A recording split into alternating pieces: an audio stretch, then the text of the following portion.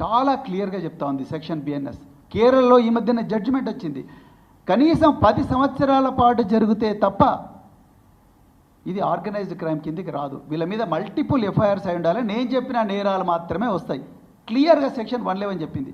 కానీ మీరు రేవతి అనే ఒక జర్నలిస్ట్ మీద, దిలీప్ కొంత మీద పెట్టింది ఏంటి? సెక్షన్ 111 పెట్టినరు. అసలు చదువుతున్నారా మీరు చట్టం? సోషల్ మీడియాలో ప్రజల బాధలను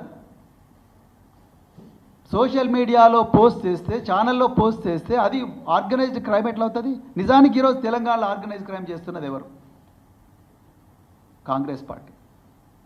కాంగ్రెస్ పార్టీ బీజేపీలు రెండు కలిసి ఆర్గనైజ్డ్ క్రైమ్ చేస్తున్నాయి. ఇది వాస్తవం. ఎఫ్ఐఆర్లన్నీ కూడా గాంధీ భవన్లో మ్యానుఫ్యాక్చర్ అవుతున్నాయి. ఆర్డర్ ఏమో చీఫ్ మినిస్టర్ ఆఫీస్ నుంచి వస్తుంది.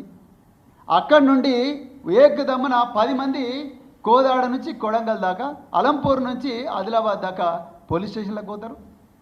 2 నిమిషాల ఎఫ్ఐఆర్ ఇస్తారు. 9 గంటల 20 నిమిషాలకు కంప్లైంట్ ఇస్తే 10 గంటల 10 నిమిషాలకు ఎఫ్ఐఆర్ అయిపోతుంది. బీఆర్ఎస్ నాయకులు వందలాది కంప్లైంట్స్ ఇచ్చిండ్రు, ఒక్క కంప్లైంట్ కూడా ఇంతవరకు ఎఫ్ఐఆర్ కాలే. మరి ఎక్కడ పోయింది? ఎక్కడుంది ఫెయిర్నెస్? నిజంగా ఆర్గనైజ్డ్ క్రైమ్ ఇది కాదా? ఇవాళ కాంట్రాక్టర్స్ అందరు కూడా ఫైనాన్స్ డిపార్ట్మెంట్కి పోయి మాకు 20% ఇచ్చినా కూడా బిల్స్ కావడం లేదంటున్నారు. ఇది ఆర్గనైజ్డ్ క్రైమ్ కాదా?